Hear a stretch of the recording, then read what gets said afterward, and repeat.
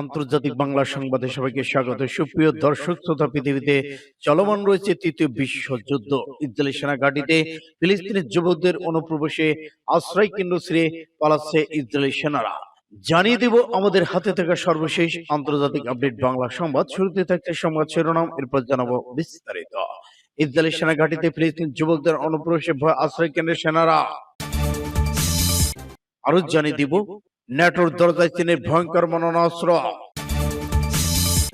ইরানে হামলা চালালে এবার মহাযুদ্ধ শুরু, আতঙ্কে ইসরায়েল। পাকিস্তান সরকারি হুঁশিয়ারি পিপিপির। যুদ্ধের মাঠে কতটা ভয়ঙ্কর হবে চীনের ষষ্ঠ প্রজন্মের রহস্যময় যুদ্ধ বিমান। এবার 34 বন্দীকে মুক্তি দিতে সম্মত হয়েছে হামাস। সাদা পোশাকে ডিবি কাউকে গ্রেপ্তার করতে পারবে না, স্বরাষ্ট্র উপদেষ্টা দেখাতে হবে পরিচয়পত্র। এবং সর্বশেষে জানিয়ে দিব ইসরায়েল ও মার্কিনদের গোপন ষড়যন্ত্র ফাঁস, মধ্যপ্রাচ্যে মুসলিম দেশগুলোকে করবে খণ্ড খণ্ড। এতক্ষণ শুনছিলেন সংবাদ শিরোনাম, এখন বিস্তারিত। তবে অনুরোধ থাকবে এই ভিডিওটিতে একটি লাইক দিন এবং কমেন্টস করে জানিয়ে দিন আপনি কোন জেলা থেকে বা কোথা থেকে আমাদের সাথে যুক্ত রয়েছেন। এবং ইসরায়েল, ফিলিস্তিন, লেবানন, ইরান যুদ্ধের সর্বশেষ গুরুত্বপূর্ণ আন্তর্জাতিক আপডেট বাংলা সংবাদ পেতে চ্যানেলটি সাবস্ক্রাইব করে আমাদের সঙ্গেই থাকুন। ধন্যবাদ। ইসরায়েলের সেনাঘাঁটিতে ফিলিস্তিন যুবকদের অনুপ্রবেশ, ভয় কক্ষে আশ্রয় সেনাদের। ইহুদিবাদী ইসরায়েলের মিডিয়া অধিকৃত জেরুজালেম আল কুদসে ইসরায়েলি সামরিক ঘাঁটিতে ফিলিস্তিনি যুবকদের অনুপ্রবেশের খবর দিয়েছে। ইহুদিবাদী ইসরায়েল রেডিওর খবর দিয়েছে যে দখলকৃত জেরুজালেম আল কুদসের ইসরায়েলি সেনাবাহিনীর কেন্দ্রীয় কমান্ডো ব্যারাকে ঢুকে পড়া 8 ফিলিস্তিন যুবকদের মধ্যে 2 জনকে গ্রেফতার করা হয়েছে এবং ঘটনার তদন্ত চলমান রয়েছে। ফাস্ট টুডের খবর অনুসারে ইহুদিবাদী শাসক গোষ্ঠীর চ্যানেল 1400 রিপোর্টার হিলেল বেটন ফিলিস্তিন যুবকদের এই অনুপ্রবেশের সম্পর্কে বলেছেন, ইসরায়েলি সেনারা ঘাঁটিতে অনুপ্রবেশকারী যুবকদের মোকাবেলা করার জন্য পরিবর্তিত ঘাঁটির ভিতর লুকিয়েছিল। বেটন বলেন যে সামরিক কমান্ডারদের ব্যাখ্যা করা উচিত যে কেন ঘাঁটির বেশিরভাগ ইসরায়েলি সেনারা বাহিরে গিয়ে ফিলিস্তিন যুবকদের মোকাবেলা পরিবর্তে কক্ষের ভিতরে লুকিয়েছিল। তিনি বলেন, এই ঘটনা আমাদের জন্য একটি বড় সতর্কবার্তা এবং এর মাধ্যমে এটা দেখা যায় যে সেই 7ই অক্টোবর এখনো এখানে বিরাজমান। 2023 সালে 7ই অক্টোবর ফিলিস্তিন প্রতিরোধকারী সংগঠনগুলো ফিলিস্তিনদের নিপীড়ন, জনগণের বিরুদ্ধে ইহুদিবাদী অপরাধ এবং আগ্রাসনের পাল্টা প্রতিক্রিয়া হিসেবে অধিকৃত ফিলিস্তিন এলাকায় ইসরায়েলি সেনাদের উপর হামলা চালে আল আকসা ঝড় অভিযান শুরু হয়। সূত্র ফাস্ট টুডে MBA। নেটোর দরজায় চীনের ভয়ঙ্কর মারণাস্ত্র। অস্ত্রের বাজারে নতুন খেলোয়াড়দের আবির্ভাব। যুক্তরাষ্ট্র, রাশিয়া এবং ফ্রান্সের পাশাপাশি সেখানে এবার পা দিতে শুরু করেছে চীন। আমেরিকার নেতৃত্বাধীন সামরিক জোট ন্যাটোর নাকের ডগায় অস্ত্র সরবরাহ করছে চীনের লাল ফৌজ। শুধু তাই নয়, তাদের দেওয়া হাতিয়ারের ভূয়সী প্রশংসা করেছে সেখানকার সরকার। ফলে অস্তিত্ব বেড়েছে ওয়াশিংটন সহ পশ্চিমা বিশ্বের। দক্ষিণ ইউরোপে বলকান রাষ্ট্র সিরিয়া সহ বিশ্বযুদ্ধের সূচনায় নাম যার অতপ্রতভাবে জড়িয়ে রয়েছে 21 শতকে সেখানে মোতায়েন হয়েছে চীন আকাশ প্রতিরক্ষা ব্যবস্থা। এশিয়াকে নাম FK-1 এই হাতিয়ারটিকে নিয়েই বড় ঘোষণা করেছে বেলগ্রেড। বলা বাহুল্য, এর পরপরই আমেরিকা সহ পশ্চিমী বিশ্বের রক্তচাপ বাড়তে শুরু করেছে। বিদায়ী বছরে 30 ডিসেম্বর সিরিয়ার প্রতিরক্ষা মন্ত্রণালয় জারি করা প্রেস বিবৃতিতে বলা হয়েছে, চীনের তৈরি FK-1 এয়ার ডিফেন্স সে দেশের আকাশ কে ভালোভাবে সুরক্ষা প্রদান করেছে। এর সাহায্যে বিমান বাহিনীকে আরো শক্তিশালী এবং উন্নত করা চলমান রয়েছে। সূত্র ইন্ডিয়া টুডে। ইরানে হামলা চালালে এবার মহাযুদ্ধ শুরু হবে। ইসরায়েলকে করা হুঁশিয়ারি বার্তা দিয়েছেন ইরানের পররাষ্ট্রমন্ত্রী আব্বাস আরাকচি। ইরানে ফের হামলা চালালে কি পরিণত হতে পারে তা সতর্ক করেছেন আব্বাস। খবর ইরান ইন্টারন্যাশনালের। সিসিটিভিতে আব্বাস বলেছেন, ইসরায়েলের সম্ভাব্য হামলার ব্যাপারে ইরান পুরোপুরি প্রস্তুত রয়েছে। আব্বাস গত ডিসেম্বর এই সাক্ষাৎকার দিয়েছেন, কিন্তু গত শনিবার এটি প্রকাশিত হয়েছে। এদিকে ইরানের পররাষ্ট্রমন্ত্রী বলেছেন, আমি আশা করি ইসরায়েল এমন বিপ্লব পদক্ষেপ নেওয়া থেকে বিরত থাকবে। এমন পদক্ষেপ নিলে পুরো মাত্রায় যুদ্ধ শুরু হবে। এদিকে গত 3 জানুয়ারি ওয়াশিংটন টাইমসে মার্কিন সংবাদ মাধ্যম এক্সিওসের প্রতিবেদনে বলা হয়েছে, বিদায়ী মার্কিন প্রেসিডেন্ট জো বাইডেন ইরানের পরমাণু স্থাপনায় হামলা পরিকল্পনা করেছেন। শুধু পরিকল্পনায় প্রস্তুতি নিতে শুরু করেছেন। প্রতিবেদনে বলা হয়েছে, ইরান পরমাণু অস্ত্র ব্যবহার শুরু করলে যুক্তরাষ্ট্রের প্রতিক্রিয়া কি হতে পারে মূলত তা নিয়েই প্রেসিডেন্ট বাইডেন প্রশাসন শীর্ষ কমান্ডারদের সঙ্গে বৈঠক করেছেন। হোয়াইট হাউস বলেছে, জাতীয় নিরাপত্তা উপদেষ্টা জ্যাক সুলিভান প্রেসিডেন্ট বাইডেনকে বিভিন্ন পরিকল্পনার কথা জানালেও বৈঠকে খবর এখন পর্যন্ত ইরানের বিরুদ্ধে সামরিক পদক্ষেপ নেওয়ার কোনো অনুমোদন দেওয়া হয়নি। তবে এরই মধ্যে ইরানের পরমাণু স্থাপনায় হামলার পরিকল্পনা করেছে যুক্তরাষ্ট্র বলে দাবি এক্সিওসের সূত্র পাস টুডে। পাকিস্তান সরকারকে হুঁশিয়ারি পিপিপির। কেন্দ্রে পাকিস্তান মুসলিম লীগ নওয়াজ পিএমএলএন নেতৃত্বাধীন সরকারকে কঠোর হুঁশিয়ারি দিয়েছে জোটে থাকা পাকিস্তান পিপলস পার্টি। তাদের অভিযোগ, সরকারের সিদ্ধান্ত গ্রহণ প্রক্রিয়া পিপিকে আমলে নিচ্ছে না সরকার। এর ফলে পিপিপি যদি সরকারের উপর থেকে সমর্থন প্রত্যাহার করে নেয়, তাহলে সরকার ভেঙে পড়বে। পিপিপির মুখপাত্র সাজি মারবি এ বিষয়ে রোববার বিবৃতি দিয়েছেন। তিনি বলেছেন, সিদ্ধান্ত গ্রহণ প্রতিক্রিয়া অব্যাহতভাবে পিপিপি অবস্থান নিশ্চিত তার কেন্দ্রীয় সরকার। এই বিষয় গুরুত্বের বিষয় সম্ভব বহাল নয় পিএমএলএন। তিনি আরো বলেছেন, পাকিস্তান সমুদ্র বিষয়ক একটি সমুদ্র বন্দর বিষয়ক কর্তৃপক্ষের বিষয়ে পিপিপি এবং সিন্ধু সরকারকে অন্ধকার রেখেছে প্রধানমন্ত্রী শেহবাজ শরীফ নেতৃত্বাধীন সরকার। তিনি আরো বলেছেন, দীর্ঘদিন ধরে তারা কাউন্সিলের of common international CCI meeting ডাকার দাবি জানিয়ে আসছেন। যুদ্ধের মাঠে কতটা ভয়ঙ্কর হবে চীনের ষষ্ঠ প্রজন্মের রহস্যময় যুদ্ধ বিমান। 26শে ডিসেম্বর মাও সেতুং এর জন্মদিনে চীনের আকাশে দেখা গেছে উন্নত নকশার রহস্যময় একটি যুদ্ধ বিমান। প্রথমবারের মতো এই বিমান উড্ডয়নে ফুটেজ সোশ্যাল মিডিয়া ছড়িয়ে পড়লে বিশ্বজুড়ে নানা আলোচনার ঝড় ওঠে। চীন এখনো বিষয়টি আনুষ্ঠানিকভাবে নিশ্চিত করেনি, তবে সামরিক কর্মকর্তাদের মনোসম্মতি বিষয় ফুটে উঠেছে। চীনা বিশেষজ্ঞরা বিশ্বাস করেছেন এটি হবে প্রথম ষষ্ঠ প্রজন্মের স্টিলথ ফাইটার জেট। এটি সম্পূর্ণরূপে বিশ্বের সকল উন্নত মানের যুদ্ধ বিমানকে ছাড়িয়ে গেছে।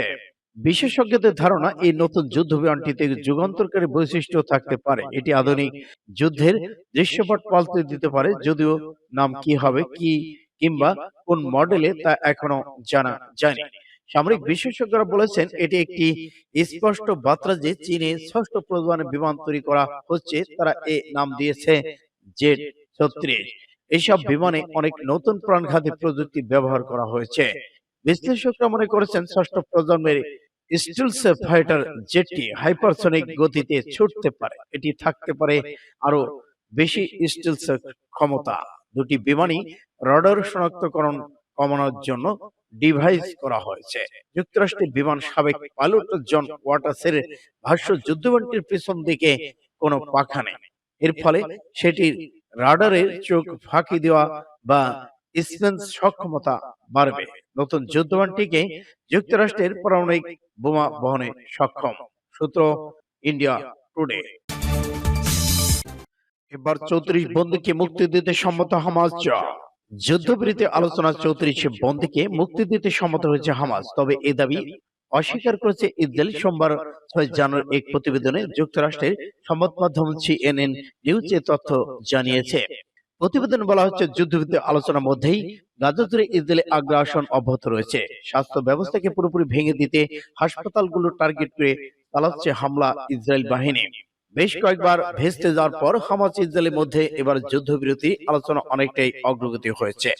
স্থানীয় সময় রোববার বার্তা সংস্থা রয়টার্সকে গোষ্ঠী এক মুখপাত্র জানায়, এর মধ্যে 34 বন্দী একটি লিস্টে ইসরায়েলকে দেওয়া হয়েছে। সম্ভাব্য যুদ্ধবিরতির প্রথম ধাপে তাদের ইসরায়েলের কাছে হস্তান্তর করা হবে। এতে প্রাধান্য পাবে বয়োবৃদ্ধ নারীরা। যদিও বন্দীদের মধ্যে কতজন জীবিত রয়েছে তা শনাক্ত করতে এক সপ্তাহ সময় চেয়েছে ফিলিস্তিনি স্বাধীনতাকামী সংগঠনটি। হামাসের এমন দাবি উড়িয়ে দিয়ে ইসরায়েল বলেন, তাদের কাছে কোনো তালিকায় পৌঁছায়নি। এদিকে আলোচনা এবং পরিস্থিতিতেই সামনে গাজাবাসীর জন্য কি অপেক্ষা করছে তা নিয়ে আন্তর্জাতিক মহলে চলছে আলোচনা। এমনকি বাইডেন সরকারের কাছে ক্ষমতা চেয়ে আরো মাত্র 15 দিন। এই যুদ্ধ বিরতি কার্যকর হবে কিনা তা নিয়ে সংখ্যায় রয়েছে অনেকের মন। সূত্র ইন্ডিয়া টুডে। সাদা পোশাকে ডিবি কাউকে গ্রেপ্তার করতে পারবে না, স্বরাষ্ট্র উপদেষ্টার ঘোষণা। অভিযানের সময় পোশাক পরতে হবে, পরিচয়পত্র দেখাতে হবে। সাদা পোশাকে ডিবি কাউকে গ্রেপ্তার করবে পারবে না বলে স্বরাষ্ট্র উপদেষ্টা ঘোষণা দিয়েছেন।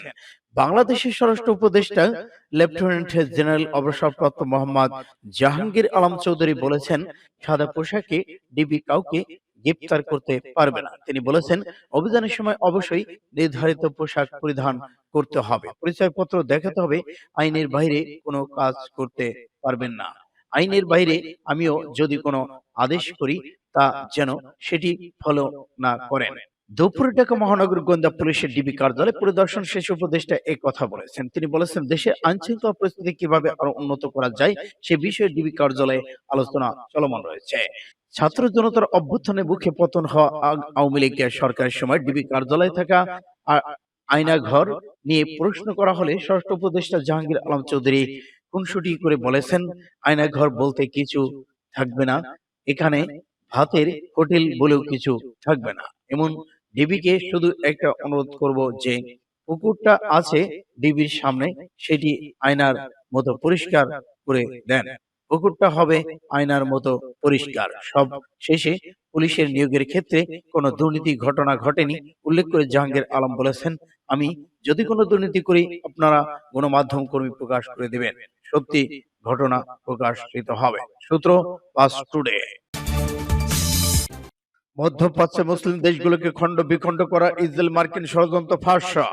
ইরাকের সাবেক প্রধানমন্ত্রী এবং ইসলামী দ্য পার্টি সেক্রেটারি জেনারেল নুরি আল মালিকি পশ্চিম এশিয়ার মুসলিম দেশগুলোকে খণ্ড বিখণ্ড করা এবং ইরাকের বিরুদ্ধে ষড়যন্ত্রে ইসরায়েলের ঘৃণ্য পরিকল্পনার বিরুদ্ধে সতর্ক করে দিয়েছেন। প্রকৃতপক্ষে পশ্চিম এশিয়া অঞ্চল জটিল সংকটময় পরিস্থিতির মধ্য দিয়ে যাচ্ছে। গাজা লেবাননের বিরুদ্ধে ইসরায়েলের আগ্রাসনের পর ইসরায়েলি মার্কিন পরিকল্পনা সিরিয়া আসাদ সরকারের পতন ঘটে এবং বিস্ময়কর সন্ত্রাসী সশস্ত্র বিদ্রোহী দল সিরিয়া দখল করে। রাষ্ট্রদের জানায়, সিরিয়া দৃশ্যপটের পরিবর্তে এ অঞ্চলে দেশগুলো খুবই উদ্বেগ এবং সবার মধ্যে সতর্কতা বেড়েছে। এই পরিস্থিতিতে নুরি আল মালিকি ইহুদিবাদী ইসরায়েলে আরো আগ্রাসন সীমানা পুনর্নির্ধারণ পরিকল্পনার কথা বলেছেন। তিনি বলেছেন, আশঙ্কা করা হচ্ছে এই অঞ্চলে ব্যাপারে সত্যদের সবচেয়ে গুরুত্বপূর্ণ কৌশল হলো প্রথম ধাপে মুসলিম দেশগুলোকে ভেঙে ছোট ছোট দেশে পরিণত করা এবং পরবর্তী ধাপে সরকারগুলো প্রকৃতির পরিবর্তন করা। এ ধরনের কৌশল বাস্তবায়নে ইহুদিবাদী ইসরায়েল উপকৃত হবে, কারণ একদিকে বৃহৎ মুসলিম দেশগুলো খণ্ড বিখণ্ড হয়ে ছোট ছোট দেশে পরিণত হবে, অন্যদিকে এই ছোট দেশগুলোকে ইচ্ছেমতো ইসরায়েল পশ্চিমাদের পথে পরিচালনা করা যাবে। অর্থাৎ এই দেশগুলোকে এমন ভাবে আপোষ বা নতজানু হয়ে চলতে বাধ্য করা যাবে, যেটি বর্তমান পারস্য উপসাগরীয় সহযোগিতা পরিষদের সদস্য দেশগুলোর মধ্যে অপকামী মনোভাব দেখা যাচ্ছে। এরই মধ্যে কিছু আরব দেশ ইসরায়েলের সাথে সম্পর্ক স্বাভাবিক করেছে এবং তারা এখন আর ইসরায়েলের জন্য হুমকি হিসেবে বিবেচিত হচ্ছে না। এসব দেশে মার্কিন সামরিক ঘাঁটিও রয়েছে। বাগদাদের জুমার নামাজ ইমাম জোর দিয়ে বলেছেন, এই অঞ্চলে যা কিছু ঘটছে তা সুন্নি শিয়া কিংবা কুর্দিদের সুবিধার জন্য নয়, বরং এটি একটি গভীর মার্কিন ষড়যন্ত্রের অংশ যা আমেরিকা এবং তার মিত্রদের স্বার্থ রক্ষা করবে।